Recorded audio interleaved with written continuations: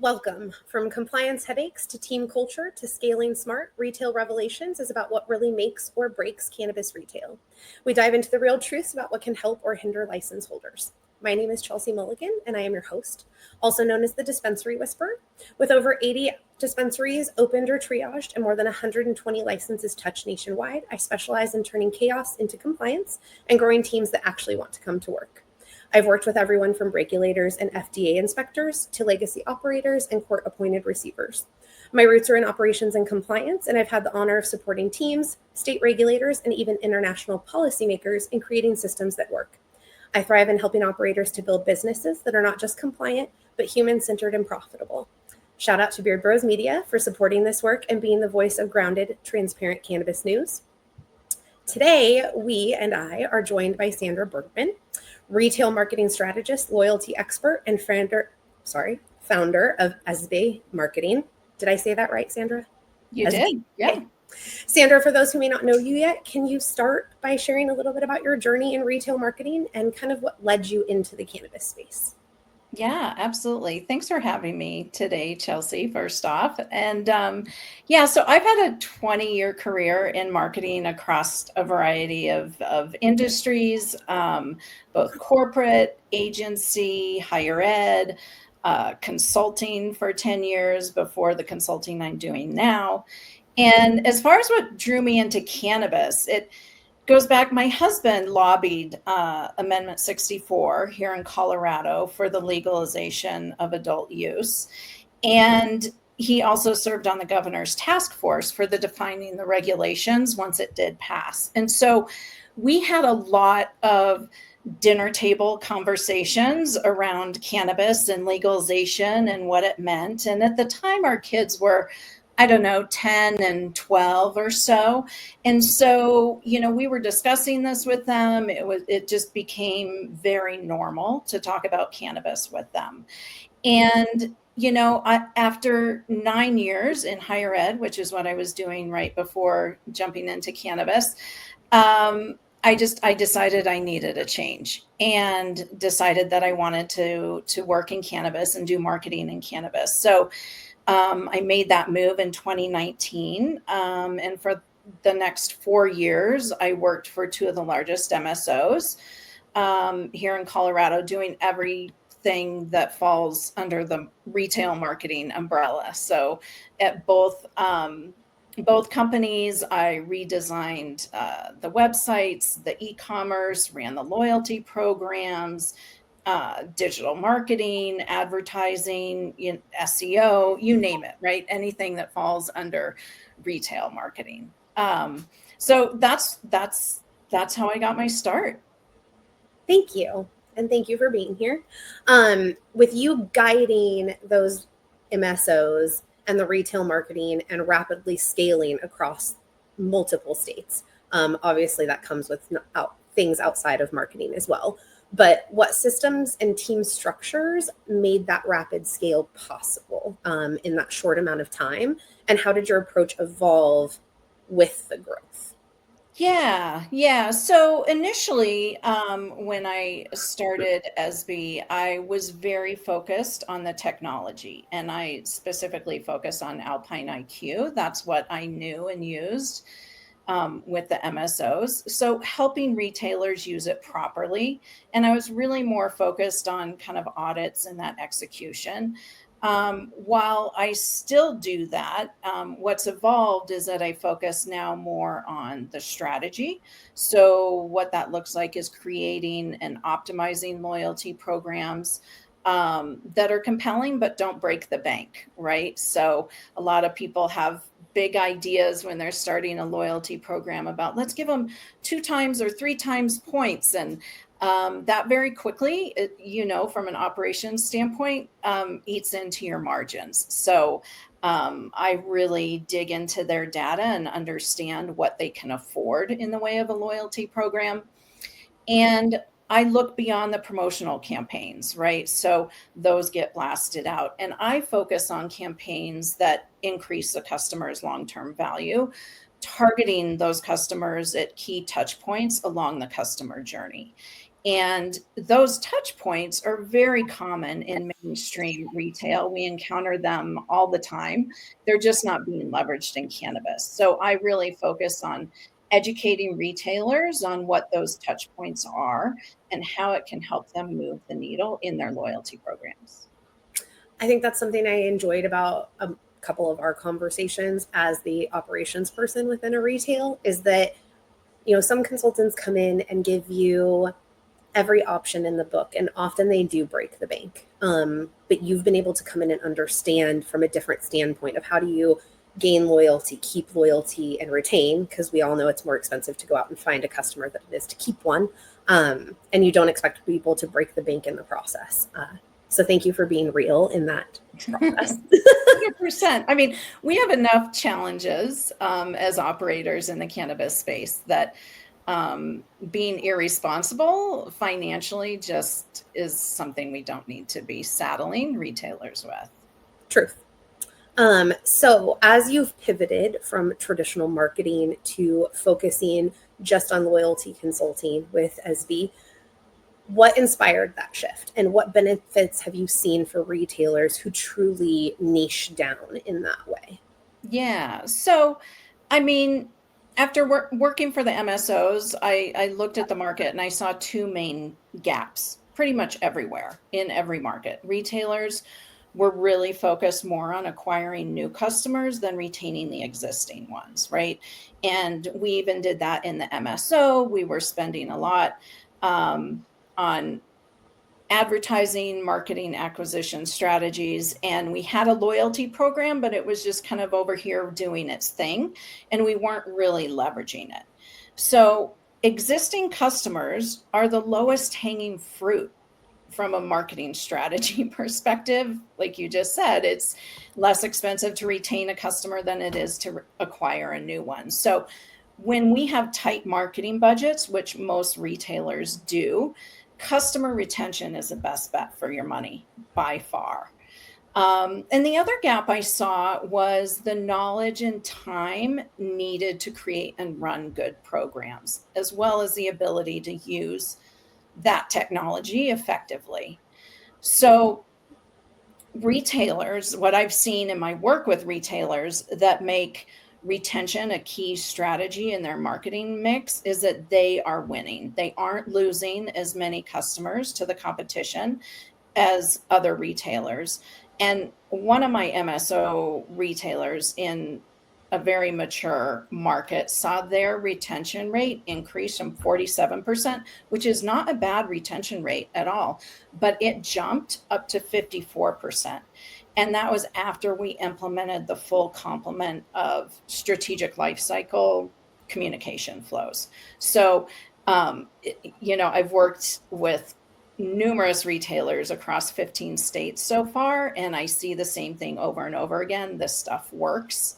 And it doesn't have to be complicated, but it does have to be a priority to get it done. A priority and consistent. Because I think that's where sometimes there's a little bit of dropping the ball, is that it happens really tough for one quarter. And then the next couple of months it drops off, whether they lose somebody or they just become busy. But consistency, I feel like, is key. I loved your recent post on LinkedIn, which to all the listeners, she's super active. Please go follow her because you'll get great information out of her posts. But you posted about how loyalty isn't just about points. You talked about the real magic between the one-to-one communication. So tell us what flows or automations retailers should be prioritizing first to actually create that impact. Yeah. So, I mean, and that's key, right? It's one thing to get your customers signed up for the loyalty program, but really what needs to be focused on is getting them opted into communications. So what that means is they agree to receive email or text or push notifications. Doesn't have to be all of those, can be any one of those. And the things that I really focus on, if a retailer doesn't have these when I come in, most of them don't, is a welcome series. So not just one email that says, hey, welcome to the program, here's what your points can get you, but a series of 2 to 3 emails that continue to welcome them, educate them, and give them incentives for their next visit. The other one that I've seen a lot is having milestone communication. So a big one, like you've reached a reward, you have a reward to redeem, you have $10 sitting in your account to redeem. I don't know why, but most loyalty programs, it's not specific to cannabis, but do not communicate out how many points you have and if you have rewards to spend. Yeah. And it shouldn't be anything that's top secret. And so I'm a big advocate of letting people know at all touch points. So whether that's in the promo campaigns you're sending out, it's at the POS in store, the bud tender saying, "Hey, Sandra, I noticed you have, $10 in your account. Would you like to apply that to your purchase today?" Which I hardly ever see happen. And so, of course, putting a campaign in place also to let people know is key. And those campaigns pretty much outperform all the others, right? Everyone wants to use their rewards if they have them sitting there. And likewise, if a reward is about to expire, so you have $20 sitting in your account, but it's going to expire in the next 30 days, let people know that so that it gives them an opportunity to come in and visit. The other big ones are visit series. So on repeat visits, those are triggered, thanking them for coming in and giving them an incentive for their next visit. And that could be a variety of things. And then, of course, win back series, right? To recapture any kind of lapsed shoppers that are beyond like a 45, 60, 90-day mark to bring them back in to the fold.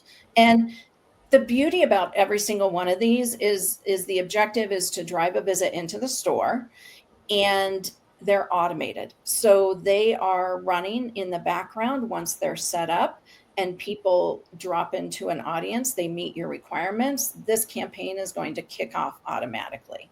So once they're set up, they're just running. There's not a lot you have to do other than monitoring and refining them to make sure that they are performing in the way that we expect. Perfect. Thank you. Referencing another one of your LinkedIn posts, you have warned about choice paralysis in loyalty programs.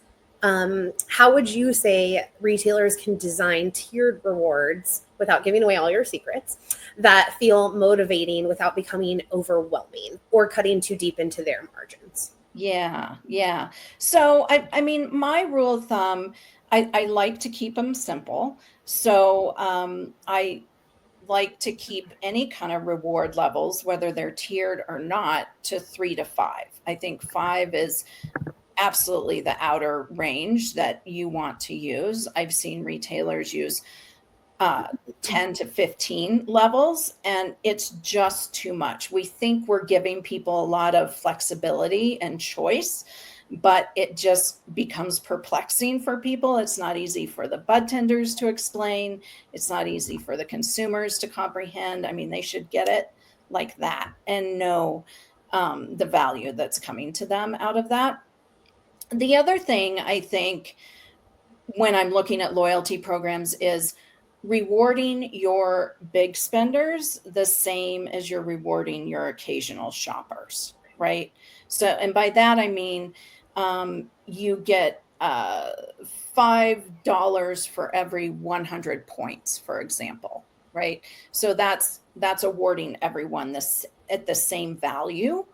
And what I like to see is that you start at a 2 to 3% reward value for your occasional shoppers, and you go up from there. So depending on what your transactions and your data looks like, that could be going up to 7 to 10% for those top rewards that are only going to your loyalists, right? Those people that are coming in and repeat shopping and spending a lot with you. You want to reward those people better than you are your occasional shoppers. So those are kind of the rules of thumb that I use in creating programs. And I always calculate what is the value, even if it's something that is a piece of merch, a hoodie or something. Understand what your COGS are for that so that you align with that value structure. Agreed. And a lot of them for non-cannabis items at a retail tend to not put in their cogs for those things like accessories, joint papers, hats, t-shirts. So I think that's a great piece of advice, even outside of the loyalty piece, just for operations in general. And I've definitely come across that when I ask, what are the cogs for these things? And I'm met with blank stares. They're literally like, what?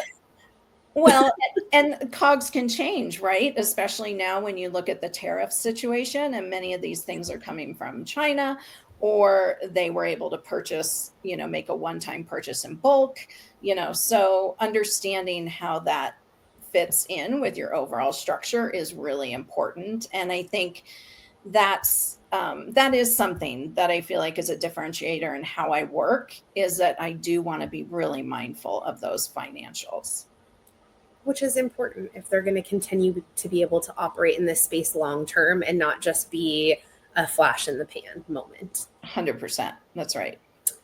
Your work really leans into data-driven segmentation, which I think we've seen a lot in the industry over the last 4 years. I would say 6 years ago, segmentation wasn't even discussed. In the last 4 years, we talked about it a lot. Not as many people still use it, though. Right. So for operators using POS and transaction data, where should they start if they want to start tailoring their campaigns without getting stuck in the weeds and making it too difficult? Yeah, segmentation can get complicated really quickly. So some basic things, right, to start with is, one, exclude people who aren't engaging with your communications.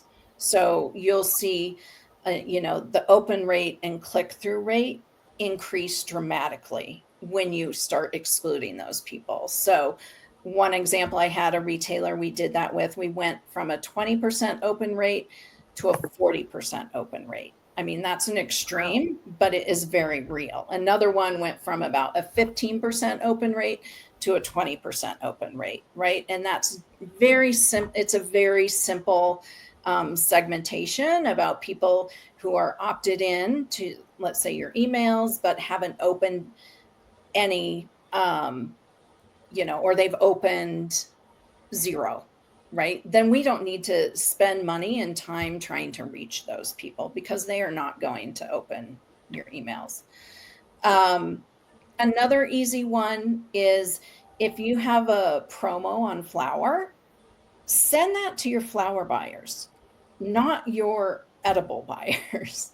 And again, we have more data at our fingertips with in the cannabis industry as far as what people are purchasing. We're really, we almost have more data than we know what to do with at this point as marketers.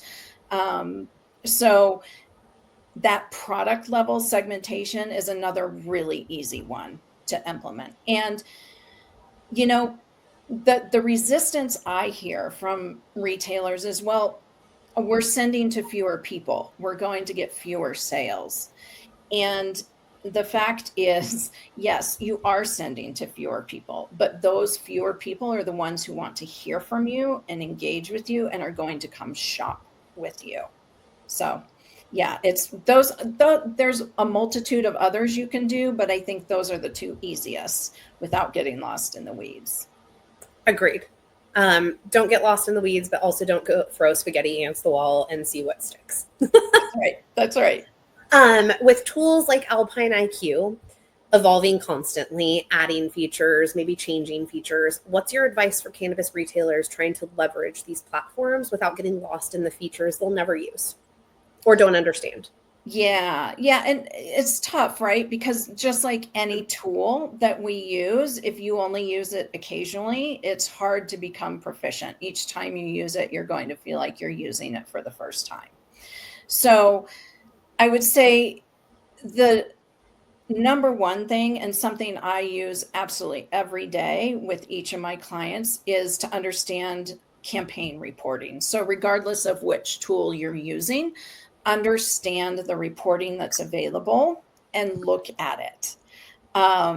know what's good versus bad for your dispensary, right? If your dispensary has an average open rate of, 20%, that becomes your benchmark, right? And you see where you can improve from there.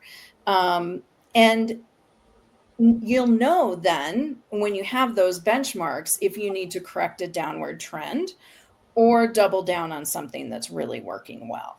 So, and I would say that a lot of people kind of stop at maybe a dashboard and don't look beyond that. But I really would encourage looking at that campaign reporting regularly, to understand how your communications are performing.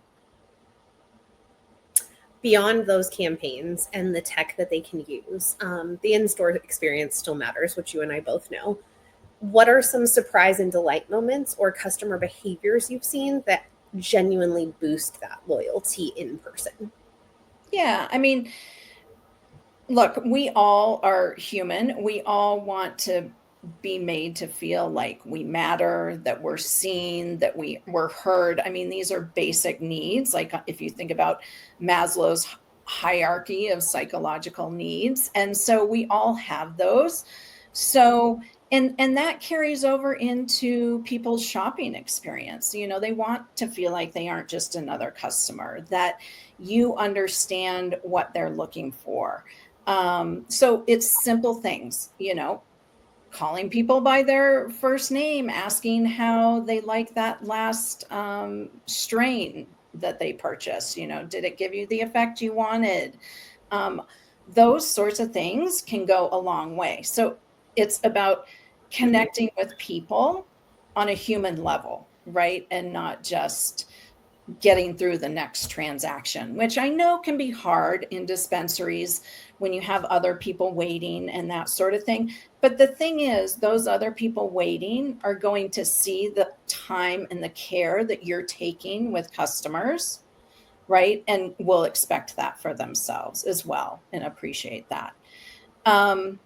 Creating a positive, upbeat in-store vibe, right? That's kind of, you know it when you see it or feel it. So it's hard for me to say exactly what that is. It's different for each dispensary. But what I can tell you is nothing kills loyalty faster than a bud tender or staff member complaining about their manager or another employee. And unfortunately, I see that and have experienced that myself, right? So, and everyone loves free stuff, right? So, and we have to be compliant. I know this. So, but as far as, your regulars and your big spenders, give your staff the freedom to toss in something extra occasionally, right? And let the customer know you did that. And that goes a long way. That tells the customer that, wow, you really do value me and my business. And it doesn't have to be product, right? It could be as simple as a lighter, or rolling papers if they're a regular flower buyer. Or, if it's compliant, maybe you have a sample that you can give them of a new gummy and that sort of thing. Or knowing what their preferences are, um, you know, inviting them to check out a new strain that you just put out on the shelves, right? Like something that makes them feel like they're an insider and getting the inside scoop before someone else. So Agreed. those are a few things I would say. The other thing about the upbeat vibe, I distinctly remember one of my first visits to a dispensary, and one of the bud tenders, he was very funny and outgoing, and just there was a crowd in the dispensary, and he was like, "Don't be shy, let's get high," and that just made everyone kind of giggle, and it just kind of set the whole vibe, and it was a really great experience. So I think there's a variety of things you can do, and just knowing what that vibe is for your store and leaning into that. I want to just touch on one of the things you said and expand upon it was the, giving the employees the ability to give that little gummy or give the rolling papers. And I think that is one of the messages I would like to deliver here as well, is empowering your staff will not only make your staff feel good, it will make your customer feel seen. And eventually your customer will learn that you trust your staff. And those three things in general will create loyalty that is eventually very measurable. It may not be measurable at the very beginning. Right. And I think, if you can't trust your staff to empower them in those small ways, they may not be the right staff, because we should be able to trust them to be able to give little things and create those bonds with their customers. 100%. Yes. Yeah.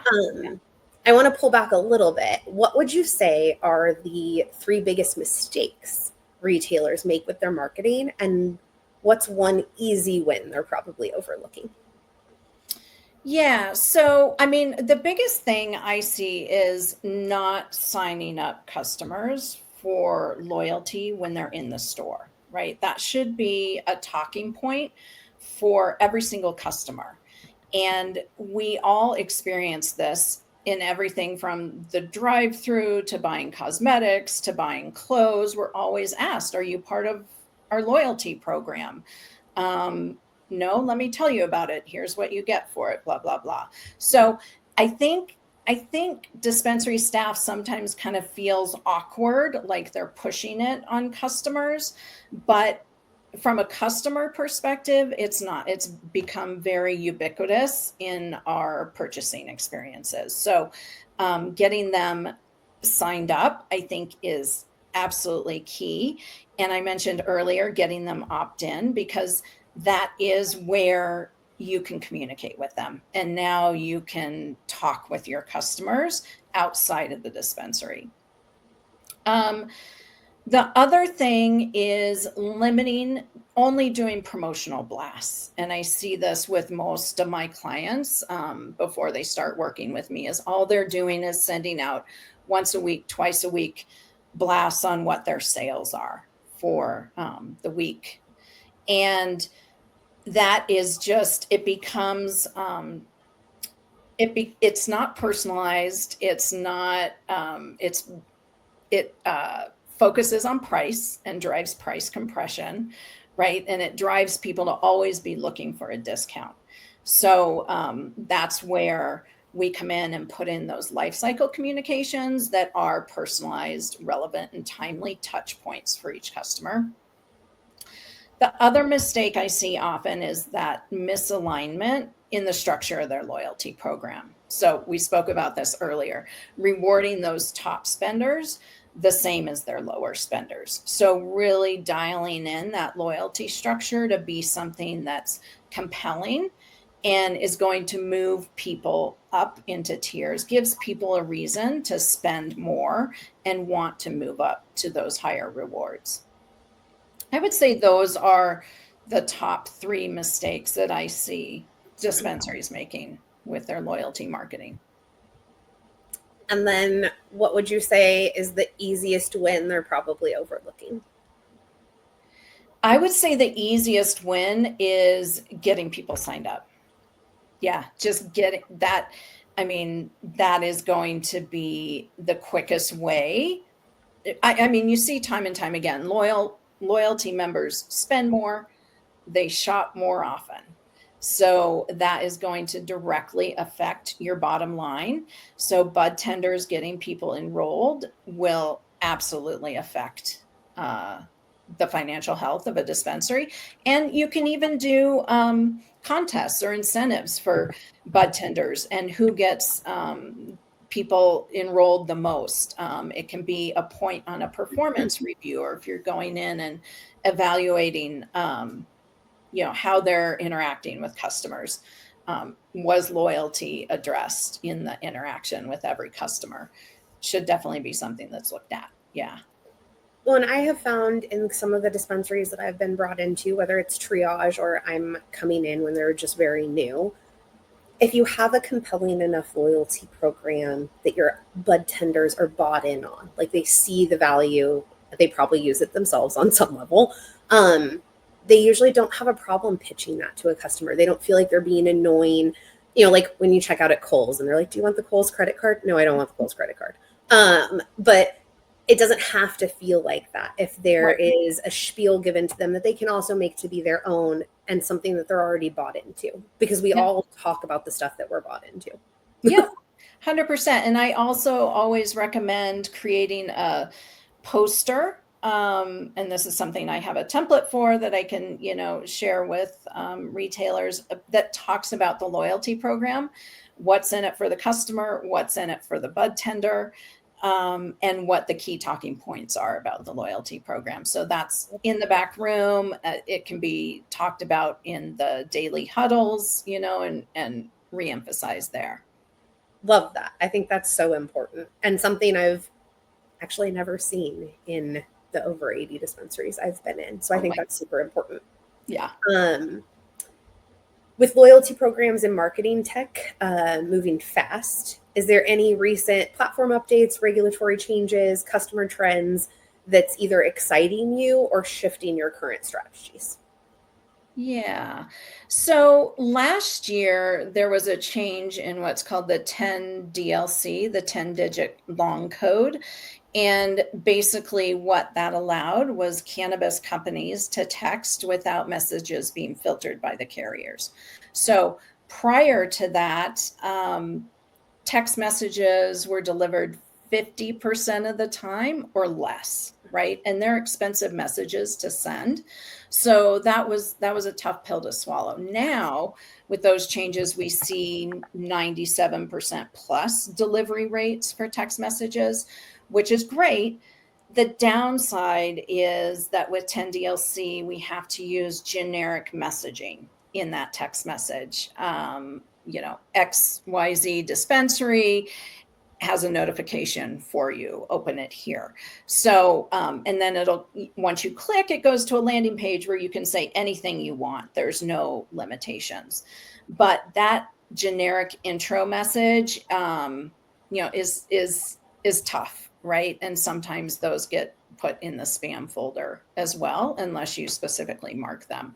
So good news, bad news, right? Our text messages are getting through, but they may not be getting opened or read.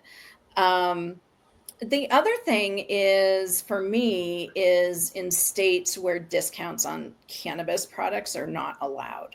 So that was New York until last summer. And it's currently Ohio, where you cannot use your loyalty points to purchase cannabis products. So what I find interesting about that as a marketer is we just have to get really creative with those loyalty rewards, so that it's compelling and it's interesting for your customers. So that's, as a marketer, that's fun for me. That's kind of a creative exercise. So I would say those are the major things that I've seen that have affected how I'm operating lately. Okay. I would like to touch on text messaging just a little bit. Because I think in the last year, with 10 DLC changing and you having to click the link to then see the text, and there's so many scam links coming from USPS and all of these different places. How do you combat that as the marketer and educate both staff and customers? And how do you continue to get those texts to actually be opened without people having fear? Because I don't want to open the ones that come to me, if I'm being 100% honest. Yeah, I know. So that is the challenge. And unfortunately, there's not a lot we can do. We used to be able to tailor that intro message so that it wasn't so generic and it potentially didn't look like spam as much. The thing I can say is that, you really, when your customers receive your first few messages, you need to be providing some value to them, right? So that they know they're going to get something they want. You kind of can't control so much whether it's going to go to the spam folder, but what you can control, at least on my phone, it'll ask me, would you like to report this as spam? And if I say no, then I'll continue, seeing those messages. So I would just say it comes down to making sure that your messages are relevant and timely to your audience so that they want to open them and get them. I'm not sure there's a lot we can do around them looking like spam, because I agree with you. Those weird links can be odd, and people should rightly be concerned about that. If you have your logo with the message, that can help as well, right? So people see that it's coming from my dispensary that I regularly shop at. I think that's a great way to combat it, actually, because then at least it would feel real and it wouldn't feel like those scam text messages. So, okay, thank you for answering that question. Of course. As we wrap up, tell me what you're most proud of from your work so far. What gives you hope for the future of cannabis, our industry, retail, the things? Yeah. So one of the things I'm most proud of out of my whole time so far in the cannabis industry is when I was with the MSO. And we made history by being the first cannabis company to be a title sponsor for a professional sports team. So what that meant is our logo was front and center on the jersey, and we hosted a booth at every home game. And we had the opportunity, and it was for a ultimate disc team. So we had Frisbees with our logo, but also kind of a cool design that we were able to give out. And it was just so rewarding, Chelsea, to be able to talk with families and kids that would come up to our booth because they'd see the Frisbees and want a Frisbee. And to hear the parents talk to their kids about, hey, remember we talked about this. This is cannabis. It's used medicinally. Mommy uses it for XYZ, and to just be witness and to actually be part of some of those conversations. And that normalization was amazing. So that is one of the things. The other thing is, seeing the actual results in working with my clients of these loyalty programs, improving their bottom line and winning against their competitors, because I can tell you that the majority of dispensaries are not doing these strategic customer communication flows. So the ones that are winning. So that of course, is wonderful to see your work actually affecting people positively. And what gives me hope is the newer legal states that are creating better programs from the start. Pennsylvania in particular, I'm watching closely. It seems like in my talks with folks that are working on that legislation, that seems like it might be really good. And then also revising regulations to be more marketing friendly. So I think in new markets, we come out with very stringent and tight regulations. But like New York, they last summer said, hey, we can start doing discounts on cannabis products with these loyalty programs. I think it's technically still in a comment period, but, kind of the cat's out of the bag there. So seeing those regulations get revised gives me hope. I'm not sure we get away from some states that are going to come out with very stringent and tight regulations, but the fact that they'll come back and revisit them gives me hope. Agreed. Yeah. So as we wrap up, tell me where listeners can find you. LinkedIn, website, anywhere else you want them to follow your work or get in touch. Oh, sure. So definitely, LinkedIn, I'm there a lot, as you said, Sandra Bergman. And my website, ESBEmarketing.com. Both of those would probably be the best ways to find me. Also, my email is always open at sandra@esbemarketing.com. Wonderful. Yeah. Well, thank you for joining me today. And thank you to all the listeners for listening. My name is Chelsea Mulligan, the Dispensary Whisperer. You can find me on LinkedIn as Chelsea Mulligan, Instagram as the Dispensary Whisperer, or at chelseamulligan.com. Go connect with Sandra on LinkedIn and follow ESBE Marketing's continued leadership in loyalty, segmentation, and customer connection, because I know this is just the beginning and I'm excited to see what else Sandra does. Make sure you follow Beard Bros Farms on Instagram. And if you're in California, Missouri, or Massachusetts, find their amazing RSO Dablicator and tincture products at a dispensary near you. And while we all wish we could sesh with the Beard Bros in person on the daily, that unfortunately isn't a reality. I know I'm ready for another Friday Sesh Live, as I'm sure all of you are.